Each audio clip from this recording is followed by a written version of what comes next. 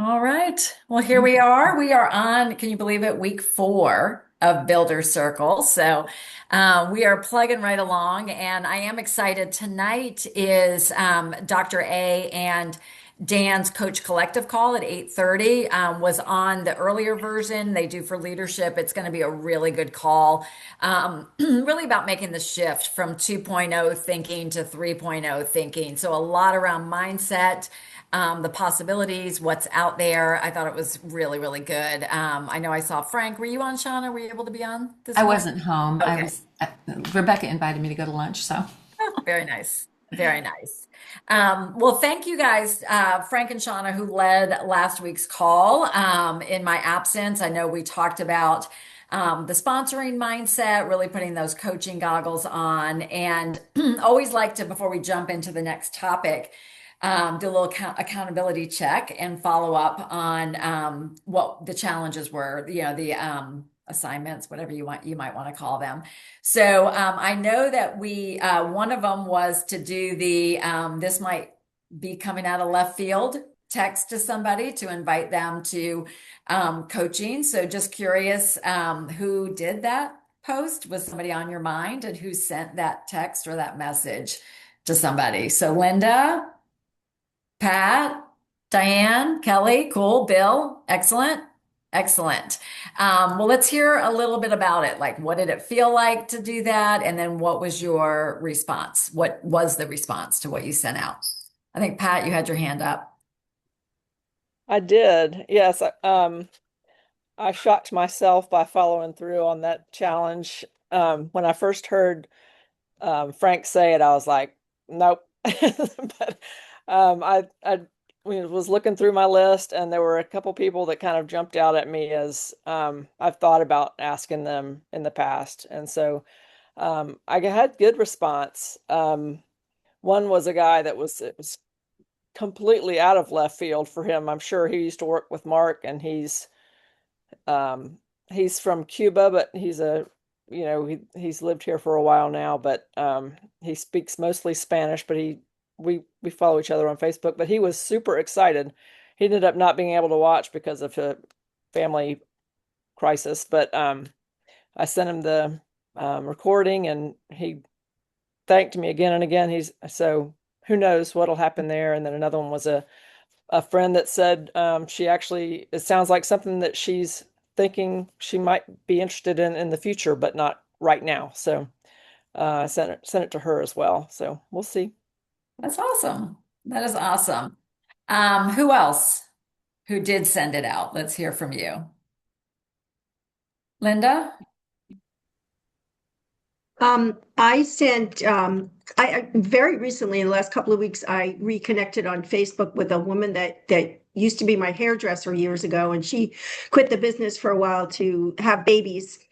And I recently realized that she's very close to a place where I pass every single day. So she said, "Oh, when I reminded her I'm still doing Optavia, and she said, "Oh my goodness, if you want to stop by and leave some business cards or any information for me, that would be great." So I did stop by, but she wasn't there yet. The time that I expect her to be there, I kind of wanted to see her in person. But I spoke to her colleague, who was so warm and welcoming, and she looked at what I had to show her.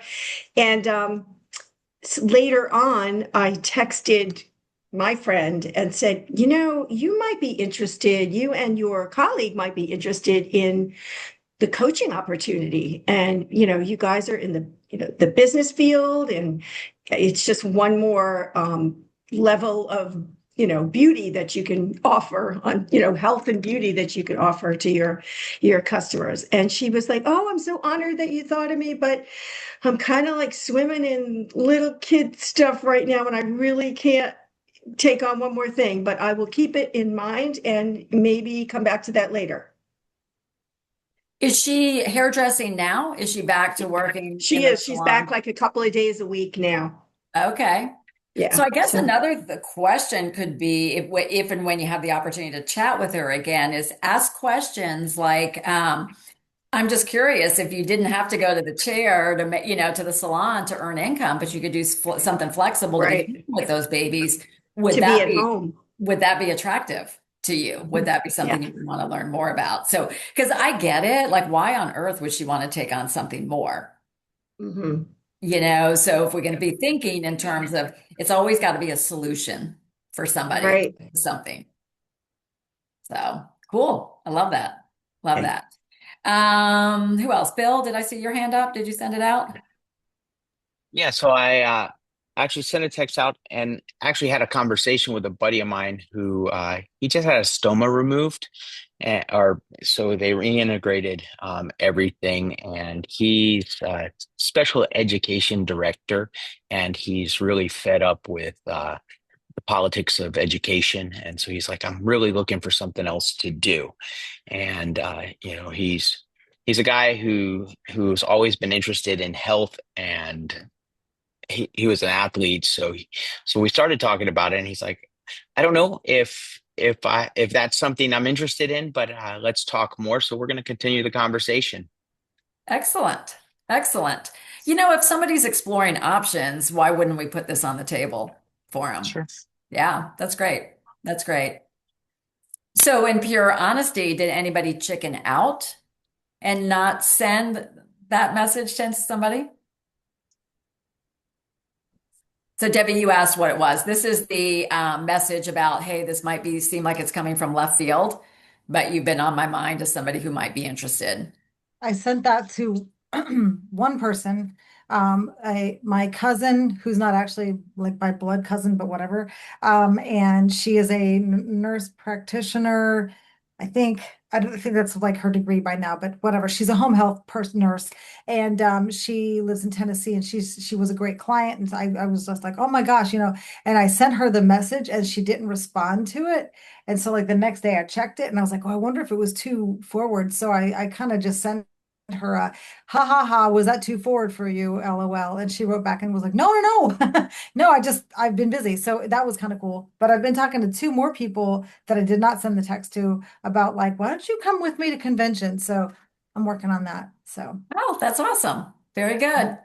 Yeah, I got to seal that deal. I think as of like noon, there was 150 spots left. So, yeah, now you got to give a FOMO, right? Got to speak in terms of FOMO. So, if you're not registered for a convention and have been on the fence, there's no more time to wait. It's time to do it. And we've got a good amount of people coming from our team, which I'm super excited about. Anybody else have anybody on the Tuesday night call? Any feedback from that? Um, the leaders, the McGuires. I don't know if you watched it, but they've got a great story and they're really good. Any feedback from participants, or have you done your follow-ups for that? I did. I had I had a client of mine that's older, um, and he was like, I think I want to coach. And so then we began talking, and then he was like, no, maybe I just want to refer people to you. And so, and I was like, that's okay. Because, we either want people to be a coach and be committed, or we want them to just refer people to us one way or the other. If they're not going to be committed, they're probably better off just referring people to us. Yeah. So, Yeah. Yeah, because we really do. I mean, we like our lovers, right? The lovers of Optavia, but really for somebody to benefit from it, I think at least somebody wants to help at least 5 people, at least senior coach level, and then if they want to do that, then we can open the door to like, hey, here's what's possible. And we know when somebody reaches executive director level that's a pretty substantial income that people stay committed once they reach that level or they're on path to reach that. So I think you're wise with that, with the referrals. And that was one of the exercises from last week was to go through your contact list and your current client list and identify if they are a referral partner or somebody you could see for potentially coaching. And that can be a very eye-opening experience. So I would love to hear, I don't know, Shauna, were you able to do that? You guys have a huge client base. I think what was eye-opening for me is all of the ones that I have pursued, like really intentionally pursued, that I thought, okay, you're going to just jump right in and be a great coach, or you've got great potential, have been my super hard nose. And then I have some fence sitters who just cannot commit. And I've got a couple that were gun ho, were gonna commit, and then suddenly just didn't. Mm. And their reason is always, I'm just not ready for it, or it's not a good time. And I don't know about Frank, but I don't have a lot of really great potential right now, sadly. So what that tells me, I need more clients.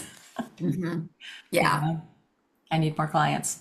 Yeah, it's always just telling a story, right? I think that's the thing is to look at this as just data. It's like looking at your gas tank, right? It's telling you, do you need to stop for gas or do you, can you work with what you got? Right. And I think that the other part of that exercise is really valuable is like, okay, I don't really see that, like maybe you don't want to work with that person, right? Maybe they're not that compliant to the program or whatever the case might be. But how, are we actively speaking to them about the referral Yeah. process and the referral program? Because that's something I think many of us have let slip by the wayside, not being as proactive with that. And we're just in a huge advantage right now with Optavia offering.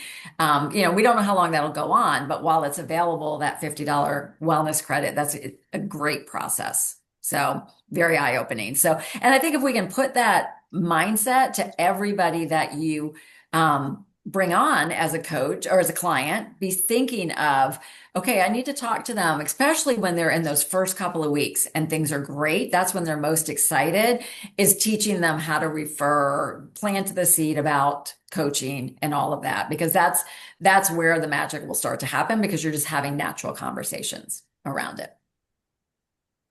All right, good. Any other questions or feedback from last week's? So I think it was our first or second week, we talked about getting more comfortable with where we're going with with Optavia 3.0, right? We're going to be under a new name, but like, what does this even really mean? And are we still thinking about weight loss? Are we starting to really be comfortable talking about metabolic health? I think Pat, we had an example today. Do you want to share about that where you were like, oh, I think I need to wait till she needs to lose some weight or something? Remember that? Yeah, that was one of those that I asked to the coaching thing, and she said that, oh no, oh, we're talking about her. Yeah, I had several people on my brain. Yeah, this was somebody that has a issue with she's very whole food, very natural, few ingredients, and so um, I didn't push the whole trying to explain why Optavia was okay as a tool. I thought about going down that road, but I was thinking, she doesn't, it's not her mission right now. It's not she has no desire to lose weight. She's fine. So I don't think, I just didn't feel like it was worth going there with her. But then you were pointing out that, now that Optavia is not just weight loss, she might have other things that it could help.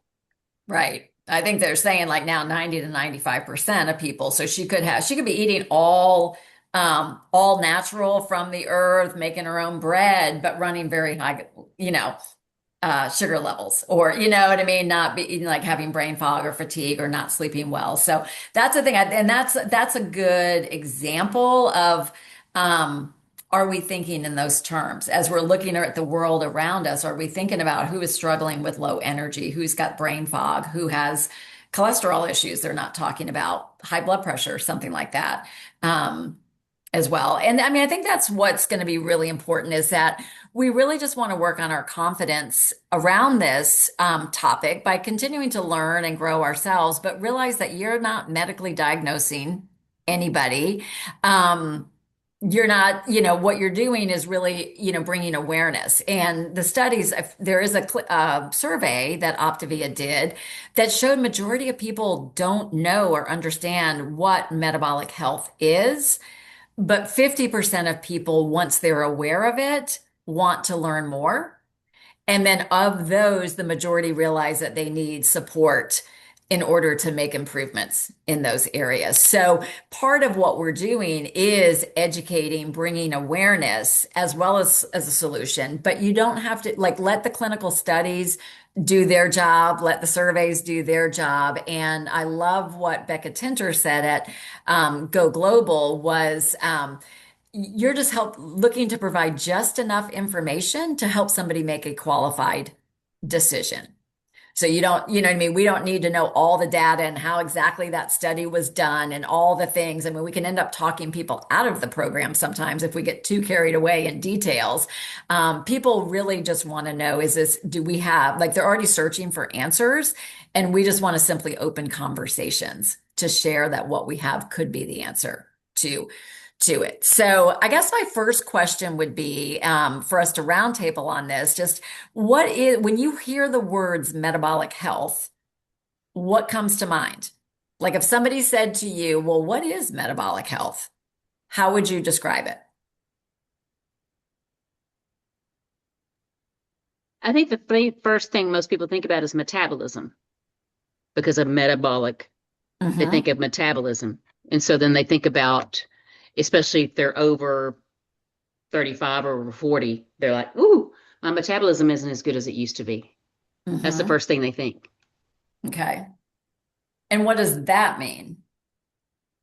Well, they're noticing a change in the way that their body performs and Hmm. reacts. Yeah. So they know it has something to do with that. They don't always know all the intricacies of it and Right. what the little ripple effect happens to be, but they know there's something going on there. Yeah. Yeah. Bill. I usually explain it as getting all of your body systems to work well together, and then then it can lead into overall wellness. And so that's usually where I start the conversation. Hmm. I like that. I like that. Debbie, you want to just say out loud what you just typed in there?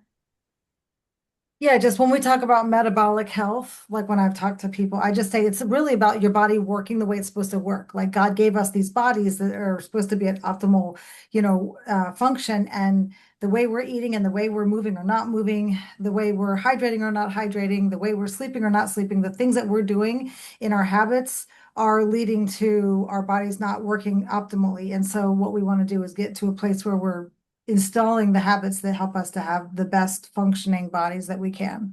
Hmm. Yeah. So Dee, Yeah. what I say, and I try to keep my answers very short.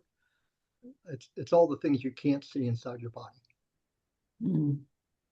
Yeah. And of course, that's going to prompt another question, like what kind of things? High Yeah. blood pressure, high cholesterol, diabetes, visceral fat. Yeah. Yep.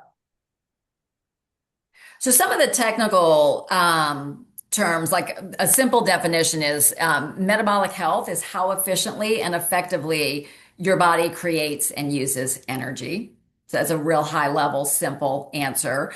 Another one that I think is really simple that's relatable is it's the health of the systems that regulate your blood sugar, your energy, your hormones, inflammation. So you're starting to say some of the conditions or the symptoms that people might have, as well as the overall function.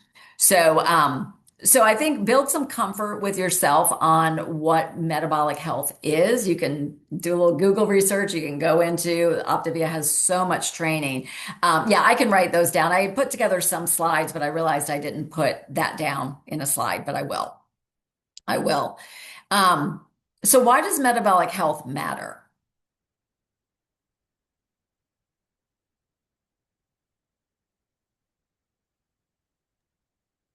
Because because you can have everything looking right on the outside and think you're doing really well, but you're not. There are people who look like the picture of health, but they still have high cholesterol, or their blood pressure's all crazy and wacky, or they're type 2 diabetic, even though they're not overweight. And I hear everybody say the word skinny fat. So I think that's what none of us thought about before this all started really coming into play. We just thought if the number on the scale looks okay and I feel okay and my clothes fit great, I'm good. And that scale is eye opener, Mhm. especially when you're looking at the numbers, the visceral fat and your metabolic age. So, I mean, I think that's what's most important for people to understand. Hmm. Yeah. And I think it really puts us in such a great position because we were really just pigeonholing into that weight Yeah. loss. category, right? And if somebody hits a target weight on the scale, it doesn't mean that they were in great health, right? That they still were. So it gives us the ability that we're actually now in the creating health business, something we kind of claimed before, but I don't think we were really sending the messaging that way or even coaching that way. So huge opportunity with that. So what are some of the symptoms?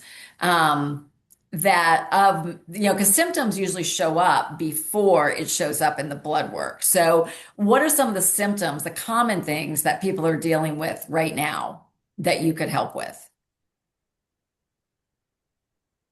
Low energy, cravings, irritability, getting out of breath. Like, Yep. What yeah. else? I, I had a Ooh, Diane, you were muted. I was muted. Yeah. Yeah. Brain fog, poor sleep, Hmm. slower metabolism, Yep. Excess weight, right? That is one of them. belly fat. Hmm. Inflammation, Mm. another big one, right? That people are, that's a signal something's not going right. What else? I was on a call with a guy a couple days ago, and he's like, when I told my wife I wanted to do this, she said, "Why? You're skinny," and he's like, "No, I feel soft, and I don't feel like myself." Mm, So that's huge. he's like, my clothes fit great. I don't look like I have any weight to lose, but I don't feel good. Yeah. And wouldn't that be such a great conversation starter too? Or you could even talk about like I had a client, you look at him from the outside, he looked fine, but he didn't feel good. He didn't feel like himself, and so many people can relate to that. Kelly, I see you have your hand up. Uh, Something that in my networking group that I brought up was that when I was talking about visceral fat, was I mentioned that you could be at a healthy weight, a healthy BMI, and still have visceral fat hiding. And I described a couple little things about what it does. And that spurred a man to come to me and wanting to find out more about that. And and then his wife is also that they're throwing around the possibility of them both coming on plan. So that was something that, just giving that bit of information was enough for somebody to say, maybe I need to, you know, because he feels like he's at a decent place, but Hmm. not where he, when I look at him, I'm like, well, yeah, he's still got some stuff around the middle he could get rid of that, that's subcutaneous, but I'm sure he does have visceral fat and he doesn't know what that is yet. He doesn't have a body composition scale. So he's Yeah. not sure, but that opened my eyes when I saw Hmm. I had visceral fat with that body composition scale. I was like, whew, I need to do Yeah. something here. Yeah. Yep. 100%. Um, What is it about our program, right? So we have and Julie, I'm going to circle back to your question about what you have somebody doesn't need to lose weight. What are we offering them? But what is it about the 5-in-1, or what is the foundation of what's happening with the 5-in-1 that actually helps people reduce inflammation, get more brain clarity, sleep better, gain more energy? What is it that's happening in the body with what we teach? From what I understand, the biggest thing is it gets our blood sugars in check, and that's the sweet spot of the program. And I don't know if I'm correct in that or not, but in chapter 2.7 in the habits of health, when you read through the science of the program, that's like the crux of what it does. And Hmm. I tell my clients now, I always knew it because Dr. Anderson said it and I believed him. But when I wore a continuous glucose monitor, I saw it in live time. And seeing it in live time was eye opening, because it's not just like, I just don't believe it anymore. I believe it because yeah, I saw it. So, You saw it. yeah. Yeah. Yeah. When I first learned about Optavia, so this was 2011, that was what how it was explained to me by Susan Pallas and by Dr. Skardassis, who was at the time my direct mentor, who was a physician and internist, was about balanced blood sugar. So who understands what does balanced blood sugar mean? Debbie. Okay, so my understanding is that it's giving us the energy we need, the nutrition that we need so that our bodies function the way they function, but it keeps the blood sugar stable so it doesn't like creep up and with the insulin having to chase it. And then once it catches it, then it shoots back down. And then we end up with that roller coaster effect. But if we can keep the blood sugar, it's going to go up a little bit every time we eat, but if it stays kind of stable and then the next time it starts dropping a little bit, we eat again, and that this having that blood sugar stabilized helps us to feel better and have clearer minds. Mm-hmm. Yeah. So we used to have charts, and they're in Dr. A's Habits of Health book. I wish I had it to put on the screen, but I think it's something important for you to understand so you can explain in layman's terms to somebody, because this is usually a foreign concept, right? People are still thinking calories in, calories out, or I only eat 1,200 calories. But if you were eating 1,200 calories that were very high glycemic, your body is going to look and feel totally different than if you ate in a way that you balanced your carbs and protein so that your insulin didn't spike. So the way that I will describe it to somebody, if I don't have my handy dandy charts, is when we eat throughout the day, and depending on what we eat, your blood sugar is going to go up and down depending on what it is. So kind of think of it as like big waves in the ocean.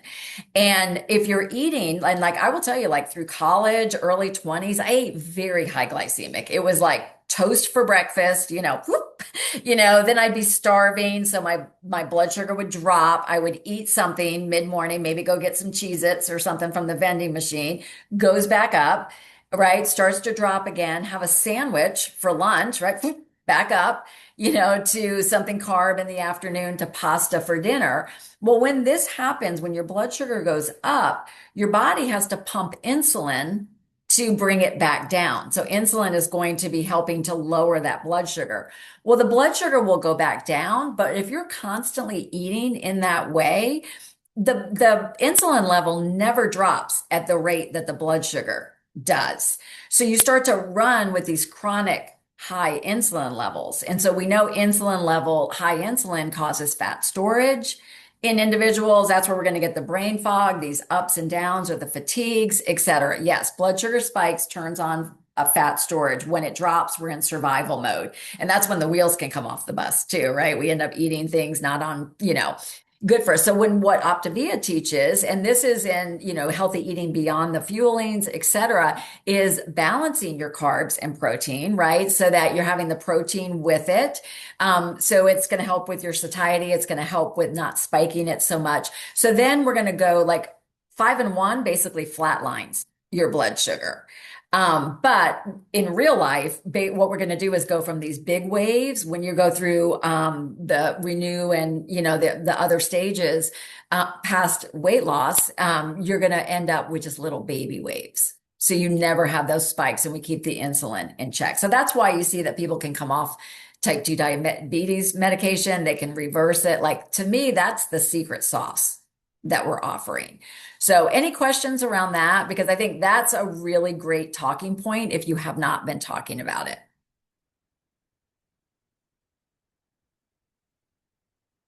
Okay.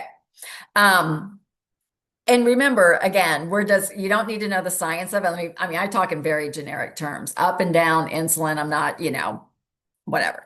But so the other thing that I think is important as you're starting conversations with people, when you're meeting new people, is that shift from I help people lose weight to you're helping people in the area of metabolic health. You're helping people gain energy, improve their sleep, lose excess weight, improve muscle retention, things like that. So, tell me, Frank, I meet you in an elevator. We're both at a conference or something. And I'm like, hey, are you here for the engineering conference? And you're like, no, I'm here for blank. So tell me about what you do. What I do for a living. Yes. So I have my own business in the area of health coaching and metabolic improvements. Oh, really? Tell me more about that. Yeah, so I help people reverse certain conditions like high blood pressure, diabetes, cholesterol, reducing visceral fat, and more. That's awesome. That's Yeah, awesome. yeah. Cool. Dominique, what do you say? Yes, I help people reverse their um, uh, pretty much the same as Frank, but I probably would,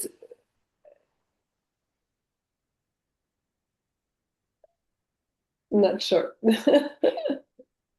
Sorry, Yeah.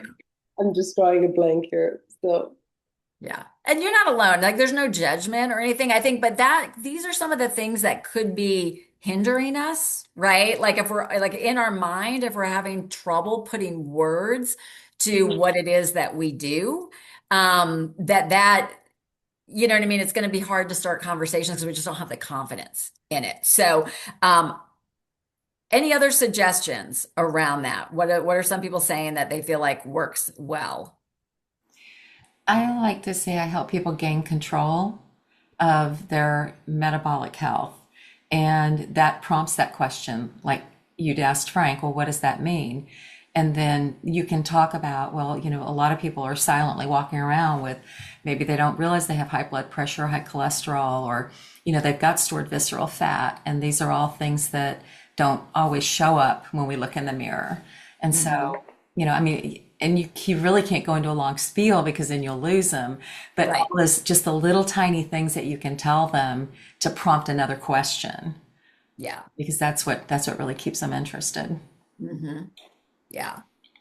And I like to use the word gain control because I I was so out of control before I came on this program. So I think that's a good, for me personally, it's a good use of, It's a great word. yeah. It's a great word. Vicky Feldman, you're always great talking to people. What do you say? Well, it's interesting because back in the day, I used to be great talking to people. But I love what you said, Sean, about gaining control because there's a few people, and I've had a few conversations here and there, but recently I saw somebody come back to the gym and she's looking great. She's a physician, she's looking great. She kind of fell off the wagon, but she's been intermittent fasting and she's doing a great job. She feels great. She doesn't have any underlying health issues that she's having to take medication for or anything like that.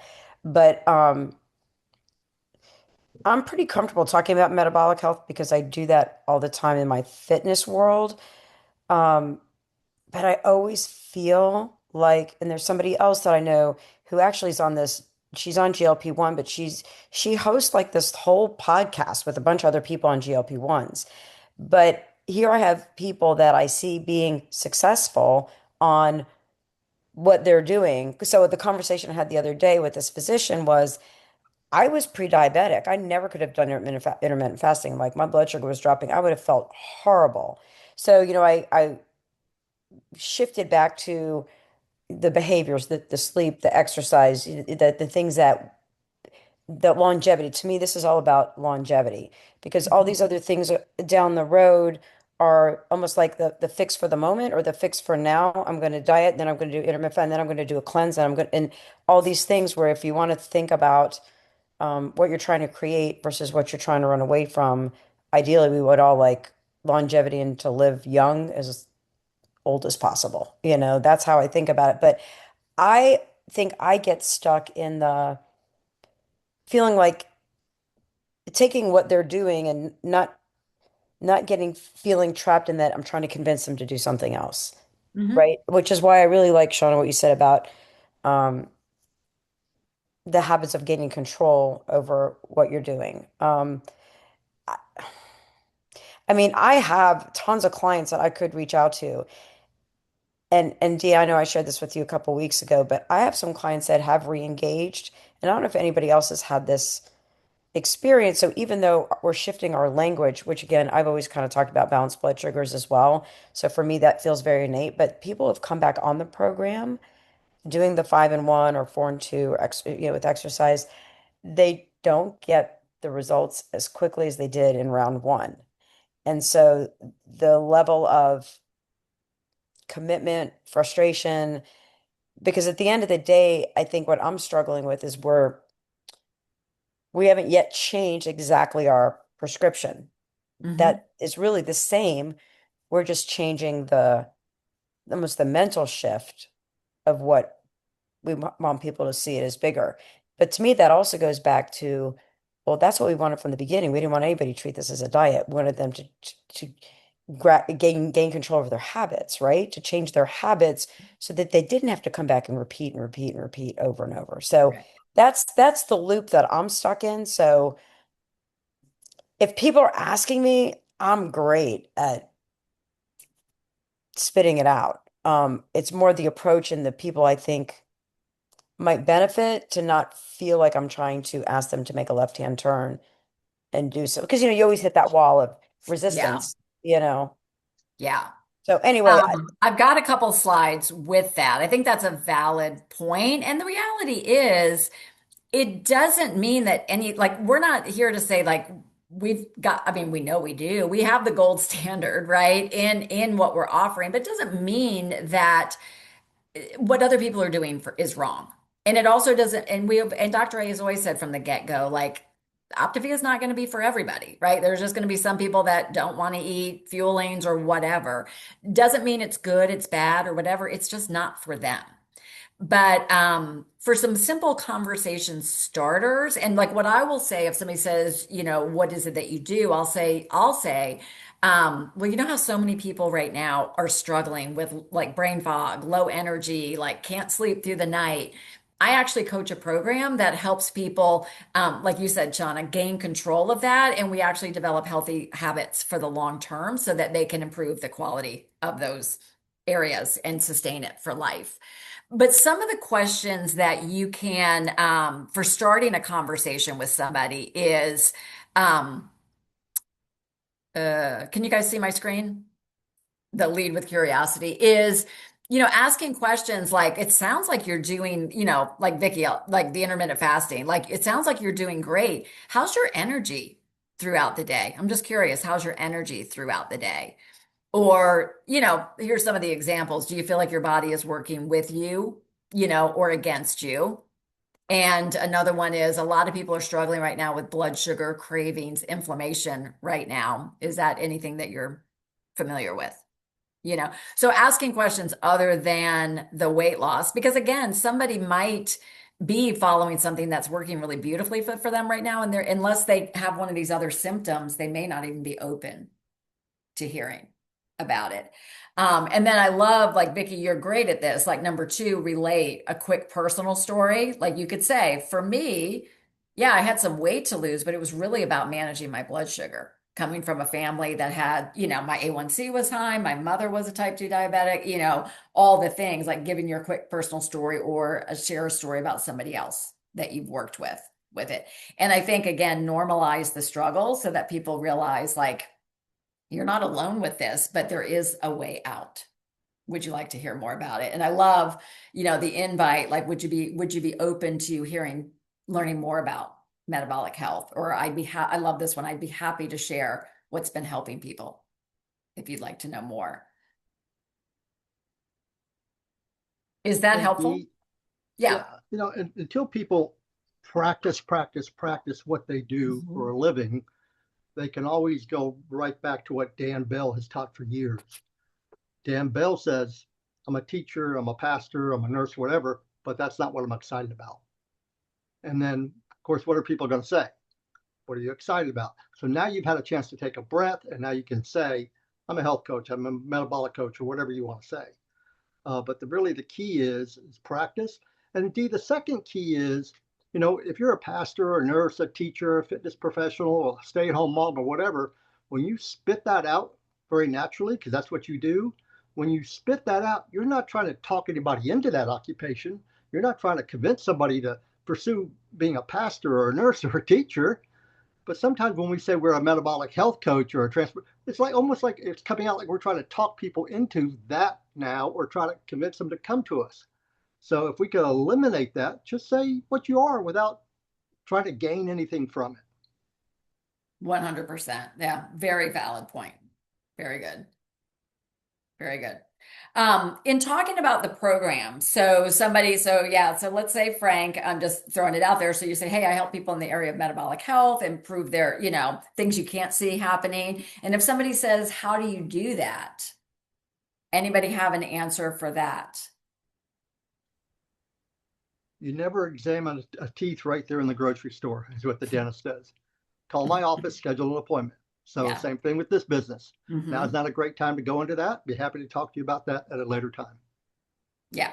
I've done that before with people at parties and stuff. Like they'll be like, well, what do you eat? And I'm like, you know what? This is not party talk. Like, if you're seriously interested, like I would love to talk to you.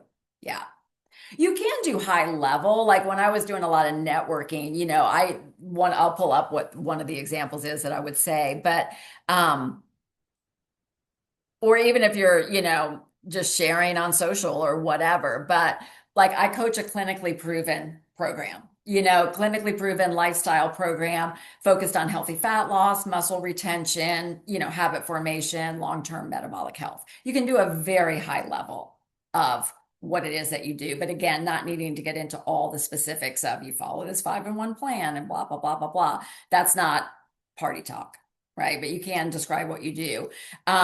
You can talk about the high level things. And I would say always just keep in mind, I think throwing out and using words like, I'm super proud because the program I coach is clinically proven. It's clinically proven, it's studied. Nobody else has what I have to offer in this arena.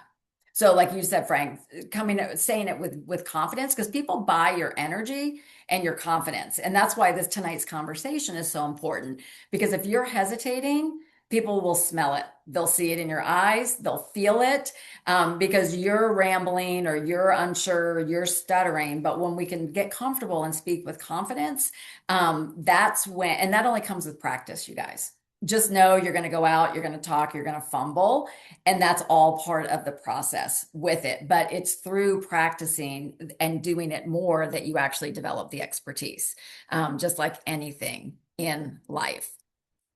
So we're already up at the 7:28, but I want to circle back to Julie Tracy's question. So you have somebody that is not in the weight loss category, let's say. They're not thinking they need to lose weight, but they're interested in improving their metabolic health. They would like to have more energy through the day. They would like to sleep better. Maybe their A1C has been tracking a little high, even though they're at a quote healthy weight.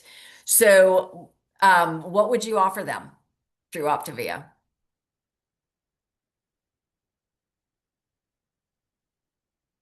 You could do a 3-in-3 program, Mhm. 3 fuelings, 3 healthy meals. Depending on their health status. I mean, you have a lot of options. You can do a 4-in-2. Mhm. Everybody can stand probably lose 5 or 10 pounds. But if they're legitimately in good shape, I would probably consider a 3-in-3. Yeah.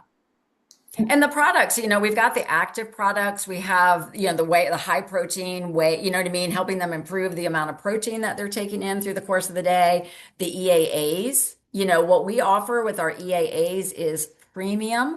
It is helping so much with individuals with muscle retention and also muscle build. There are people that are not even really actively exercising that are building muscle by incorporating the EAAs with it, that are not doing active strength training. So there's a lot of power to that. But that's also a really valid point, is being thinking of the terms that you can help people at any level. So Julie, just kind of like how you're eating, Julie Tracy, like how you eat now, right? You still eat multiple times through the day. You use fuelings. You're no longer in weight loss mode, but you incorporate the fuelings. You eat low glycemic during the day. And that's what you would be doing, is teaching somebody that process without putting them into the fat burn state. Does that help? Cool. Just one little caveat I wanted to mention. I noticed, because I'm, over 50, that and in post-menopausal, that when I am on point with plan and not having high carb things or whatever, and I'm keeping my blood sugar steady, I sleep through the night with no night sweats. And that's huge. There's a lot of women that are suffering with that regardless of their BMI. And Mhm. that the reason alone will be enough to do plan for a lot of people. Yeah, those are great things to talk about. Great things. And if they're not hugely active, they can do a 5-in-1 active. Even if they don't need to lose a lot of weight, because it'll just get their. I mean, am I wrong in that? I think as long as they're not like going to the gym and busting out a lot of activity, could they come on and do the 5-in-1 active? Well, you can go to the gym and bust out activity on the five and Yeah. one, with the 5-in-1 active Right. now Okay. with the EAAs. But yeah, and really, I mean, in my opinion, I think anybody age 30 and above, we should Yeah. be offering the EAAs with our program, regardless of their exercise, right? Just as a healthy habit to incorporate with it. Um, are we clear? I saw the questions about PCOS and the new language. Now it's got metabolic in it, and can we help with that? Um, Anybody have any feedback? Any clients they've worked with, or um, questions around that? Because that's actually one of our best clients is people that struggle. People with PCOS, it is a metabolic issue and they struggle with insulin resistance. I know Meg is on call, but on mute, but she had a client. She spoke at one of our Awaken events who had PCOS, and our program was the only thing that had ever helped her lose weight. And again, it's because we helped stabilize and lower that blood sugar and improve the insulin response. So yes, that's definitely an area that we can help with. I've had many clients with PCOS. I got an active client right now that has PCOS. They do very well on program. Mhm. Yeah, for sure. Um, okay, as we're wrapping up, I do encourage you to be on Dr. A's and Dan's call at 8:30 tonight. Really going to be good about more about the business side of this and like what it is, like really, and that's kind of what we're doing here is kind of sunsetting Optavia, sunsetting your language, your thought process around Optavia, and then what is it that we're really offering now from and what's in your hands right now from a business perspective. But assignments, and I will put this in our group, our thread with it. But the point was made, practice, practice, practice. So I would say the practice, the what do you do? So whatever feels right to you. But hey, Dominique, what do you do? Tell me what you do again, right? Like whatever that is, practice it like 10 times every week. Say it in the shower, say it in the, you know what I mean? Say it in the mirror, say it to your dog, like whatever it is, but practice. You want to get comfortable practicing the words. And one thing that greatly helped me along the way, I learned it from at an event from Susan LaBelle, is I started saying, in addition to what it is I do as an individual coach with individuals, I would say I own a national coaching practice. And we help individuals do XYZ, and I help coaches build thriving coaching practices.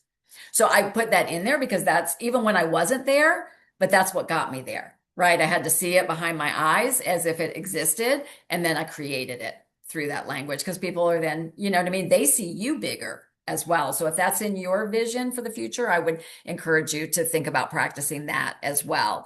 And then I think the other is, and I told Pat this today. So I am not a fan of Chat GPT for writing your post for you, but Chat GPT can be your friend, especially if you've used it frequently, like in getting to know who you are as an individual. So I've been working with Chat to say like, hey, I am repositioning from Optavia 2.0 and a weight loss coach, et cetera, to Optavia 3.0 and in the area of metabolic health. Can you help me with a 30-day content plan? And it knows me, it knows I have 15 years experience, it knows where my heart is, et cetera. So it's helping me with post. And I will say I've done the first two, I've reframed them in my own language, but like the one I did yesterday got 70 likes on it. And you know what I mean? Where I never get that kind of response other than if it's a picture on Greece or something, So if you've been wanting, so it's positioning you, because I think really what we're doing now is you want to position yourself as different in what it is you're offering, but you also want to position yourself as the person people want to work with because you are you and the experience you bring to the table with this. All right. We good? All right. Well, thanks for hanging in there today. We went a little over, but I think it's been really, really fruitful. Thank you for everybody who was honest and participated in it. I'll see you guys on Dr. A's call and then in the Facebook group and the private message thread. And we'll reconvene next week. All right. See you guys.